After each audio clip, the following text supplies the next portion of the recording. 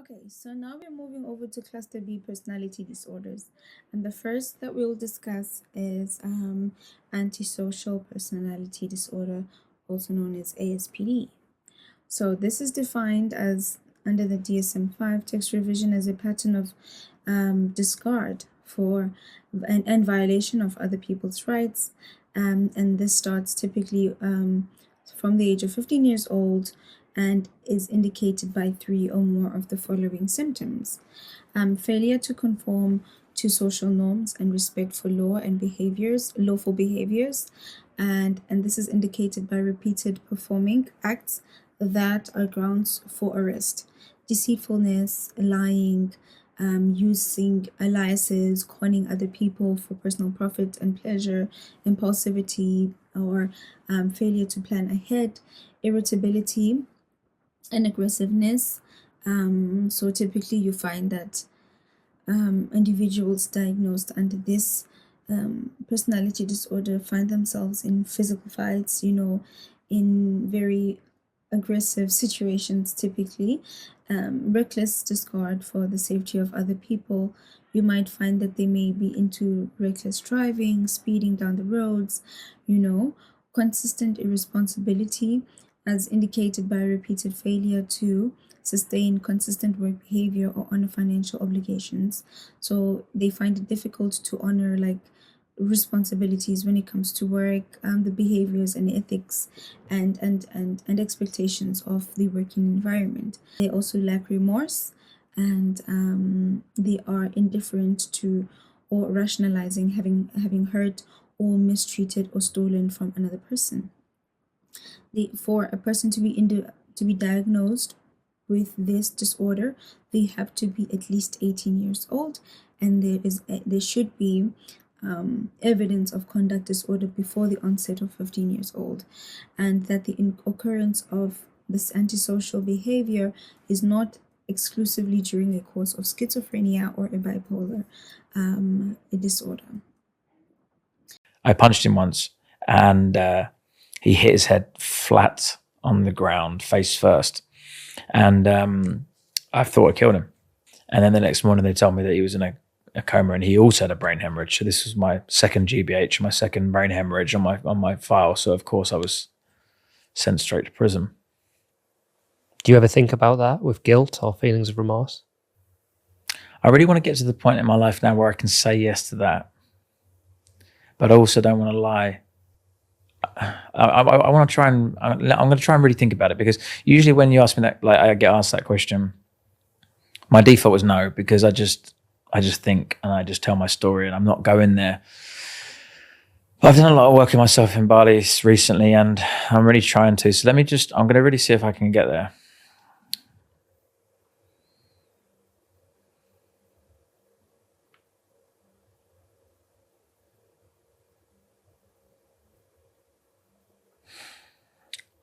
No, I don't. No, it's still not there. I don't even know what that feels like.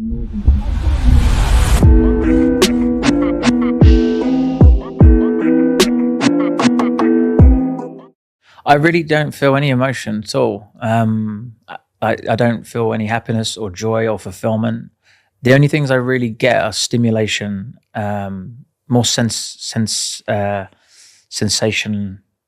based stimulatory things that give you adrenaline. So that's why I used to use drugs, because it makes you, you feel something. That's why I used to like to have lots of sex when I was younger, because, well, I still do, but at the time, because, you can feel that. That's why. Now we're going to move over to the second cluster B personality disorder, which is borderline personality disorder. This is defined as a pervasive pattern of instability in interpersonal relationships, self-image, and affects. And this is marked by impulsivity, and this begins typically early adulthood and is present in various contexts, and is indicated by 5 or more of the following symptoms.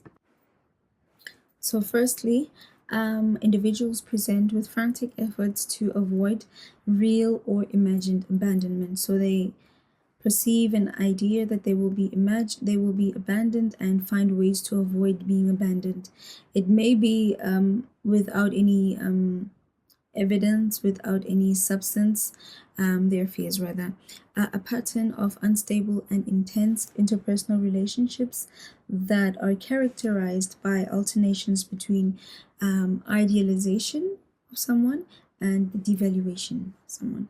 Identity disturbance marked by persistent, unstable self-image or sense of self, impulsivity in two areas that are potentially self-damaging. It could be spending too much money, it could be substance abuse, reckless driving, binge eating, safe or unsafe sex sexual activities, recurrent suicidal behaviors, gestures or threats, self-mutilating behavior, and affective instability due to marked reactivity to the mood. So their mood quickly changes. It is intensely episodic, so they can 1 minute be dysphoric, experience dysphoria and irritability, so on and so forth. They have chronic feelings of emptiness, inappropriate, intense feelings of anger and not being able to control their anger and temper. And they also present with transient stress-related paranoid ideation or severe dissociative symptoms. So individuals, as I mentioned, with borderline personality disorder make frantic efforts to avoid real and imagined abandonment. They perceive impending separation or rejection or loss of external structure, or it could be a person, and this can lead to profound changes in their self-image, their affect, and their cognition and behavior. They are very sensitive to environmental circumstances and changes.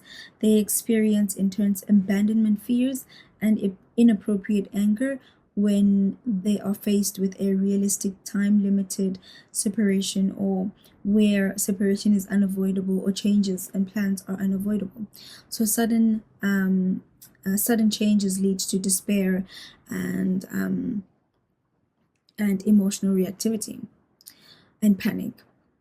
And they believe that this abandonment implies that they are bad people, and that this abandonment fears are related to an intolerance of being alone and having the need to have people with them at all times. Their frantic efforts to avoid abandonment may include impulsive actions such as self-mutilating or suicidal behaviors, which are described separately in criterion 5, as I mentioned. And individuals with borderline personality disorder have a pattern of unstable relationships. They may at first idealize their caregivers, their friends, their lovers in the first meeting, and then because they don't like being alone, then demand to spend a lot of time with them together and then they share the most intimate details of themselves they overshare in the beginning of the relationship. However, this may quickly shift from idealizing the people to devaluing them. So those are the opposite ends of the spectrum. That they may feel that the person doesn't care enough, that they don't give enough, or that they aren't present enough. So they move from idealizing to devaluing them. Such individuals that have been diagnosed with this personality disorder can empathize and be nurturing to other people, but only with the expectation that the same person will also be there for them in return to meet their own demands. So they may be there to be a shoulder to cry on, but in the back of the mind, they are kind of laying an expectation for you to be there as well for them when the opportunity arises or when they need someone, You get so mad and so upset, and you feel like everything is so out of control that you just scream as loud as you can, and you beat yourself with your fists until you just stop, and you're so tired you just cry. And then when you can't cry anymore, you just lay there and you breathe until you calm down. You don't know how to deal with the emotions that are just welling and bubbling up, and you feel like you're going to get out of control, and the whole point is to be in control.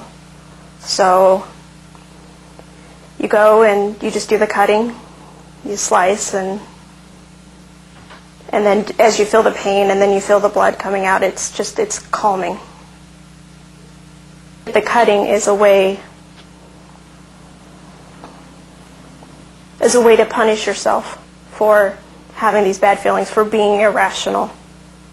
Because on that level, you know that you are being irrational. You know that, what are you doing? So it's a fast way that you can punish yourself for being bad like that.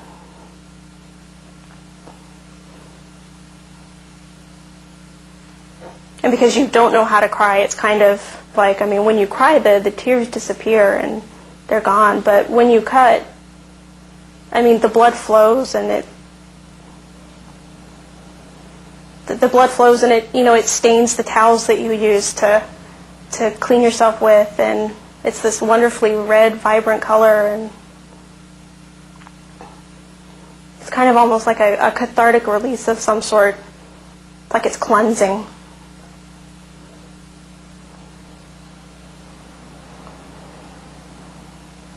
And then for the days afterwards, while it's scabbing over and healing, your clothes rub on it, and it irritates it, and you can feel it, and you remember what happened. And all you have to do is kind of rub it or touch it, and you can feel the pain, and you remember what happened, and in more of a minor way, it just reminds you of the cutting session, and it helps calm you. First I started with my lower arms, and then I realized, it's harder to cover those, so then I moved to my upper arms. And then at this point it's just scar, making scars over scars. So then I moved to my abdomen, and then I moved to the sides of my thighs. Alright, so now I am going to move over to the next personality disorder, which is histrionic personality disorder. Right, so now we also have a video for this one. A histrionic personality disorder, as per the DSM-5 text revision, is defined as a pervasive pattern of excessive emotionality and attention-seeking behavior, which starts early adulthood and is present in various contexts and has to be indicated by 5 or more of the following symptoms. So people with histrionic personality disorder find themselves uncomfortable in situations where they aren't the center of attention. Interaction with other people is often characterized by inappropriate sexual and provocative behavior and advances. They display rapid shifts of shallower expressions of emotions, and they consistently use physical appearance to draw attention to themselves. They have a style of speech and excessive expression that lacks in detail. And also they show dramatization. They're very dramatic and theatrical and exaggerated in their expression of emotion as a means to be appealing and attractive. They are suggestible, so they can be easily influenced by other people, and then they consider relationships to be more intimate than they actually are. Right. So individuals with histrionic personality disorder, as I mentioned, typically like being the center of attention. They are often very dramatic and very lively, and they draw attention to themselves, initially with, some charm, and they get people and new acquaintances through their enthusiasm and apparent openness and flirtatiousness. And however, these qualities wear thin, and these individuals then still continually command to be the center of attention. They seem to be the life of the party. And if they aren't the center of the attention, they may do something, dramatic, make up stories, create a scene to draw back the focus of attention towards themselves.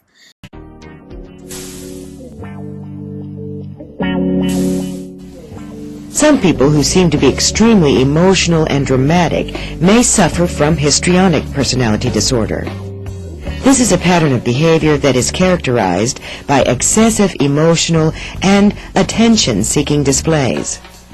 Those afflicted by histrionic personality disorder are usually uncomfortable in situations in which they are not the center of attention. Their interaction with others is frequently marked by inappropriate sexual, seductive, or provocative behavior. They will consistently seek to draw attention to themselves through the use of their physical appearance. Sufferers will also use speech styles that are highly impressionistic and that lack detail. Individuals are also easily influenced by other people, certain circumstances, or both. Sufferers of histrionic personality disorder also tend to think that relationships are more intimate than they actually are. Psychotherapy is the form of treatment that is most effective. Those affected by this disorder are actually rather quick to enter into treatment, but the problem is that they tend to highly exaggerate their symptoms and problems. Furthermore, because sufferers are so emotionally needy, they usually do not want to end their treatment. Medication for this disorder is usually not prescribed because sufferers may abuse the medication in a self-destructive manner in order to gain attention. And so now we're going to move over to the last cluster B personality disorder, which is narcissistic personality disorder. This is defined rather as a pervasive pattern of grandiosity, need for admiration, lack of empathy, and this starts in early adulthood, and this is indicated by 5 or more of the following symptoms. They have a grandiose sense of self-importance. They exaggerate their achievements and their talents and expect rather to be recognized as superior with other people, superior than other people without any consummate achievements. They are preoccupied with fantasies of unfulfilled success and power and brilliance, beauty or ideal love. They believe that they are special and unique and that they can only be understood and associated with other people that are of high status. They require excessive admiration. They have a huge sense of entitlement, which is unreasonable. They prefer and they expect preferential treatment or automatic compliance from other people regarding their own expectations. They are interpersonally very exploitive, they're manipulative, and take advantage of other people to achieve their own ends, and they lack empathy. They're unwilling to identify with other people's needs and feelings. They often feel very envious of other people and believe that other people are also envious of them.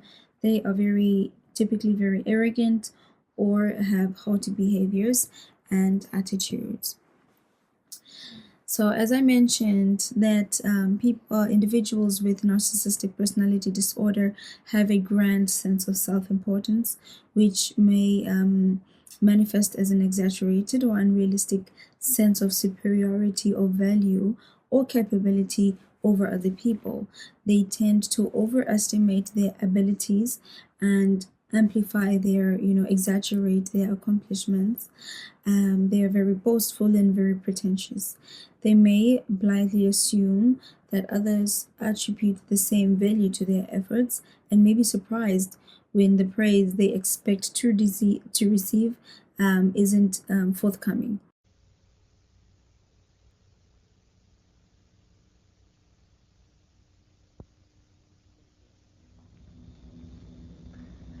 That must feel good to travel to important places and meet a lot of important people. Well, not exactly. I feel cut off from the rest of the world. When I accepted this promotion as Executive Secretary of Advertising, I thought it was going to be a major step upward for me. Yeah? Now I'm not sure why I accepted this promotion. I mean, they're obviously much too dim to realize that my suggestions are the first glimmer of genius this company has seen in years. On Tuesday, I pointed out to the board that a few minor changes in the new campaign could easily send sales soaring. Could they comprehend that? No. I mean, did they not realize that it was my vitality and my immaculate organizing abilities that pushed Estelle's to the top of the market? I think they're just too jealous to accept my ideas. Any other company would have absorbed them. They passed right over them. How does that leave you feeling? It was like my last date, unfortunately. I don't understand. What do you mean it was like your last date? Well, I went out with Victor Hudson. That's Franklin Hudson's son. Oh yes, I've heard of them. Everyone has. Aren't they right? I'm trying to win over the Hudson's account. Do you always look so stone-faced? Well, anyway, we were going dancing at La Scala. I just bought a San Michel gown, sequin from neck to toe. Victor showed up in a 200% polyester sports jacket. 200%? It was double knit, and of course everybody stared at us. And he never even commented about it. About how stunning I looked. Oh well, we don't need their account anyway. Who we really need is... Would we be able to switch next week's appointment from Tuesday to Thursday? The Addisons are having a cocktail party aboard the Princess Star. a cocktail party. It's not just a cocktail party. The Addisons could be our biggest clients, and they would be personally affronted if I didn't attend. It does sound like it's very important to you. Now, you were talking about how at work it seems like your efforts go unnoticed. What about the cocktail party? How would you feel if we didn't change the appointment? That's ridiculous. Are you refusing to change? No, I said what if. Look, I don't see what difference Tuesday or Thursday makes, and this is something very important.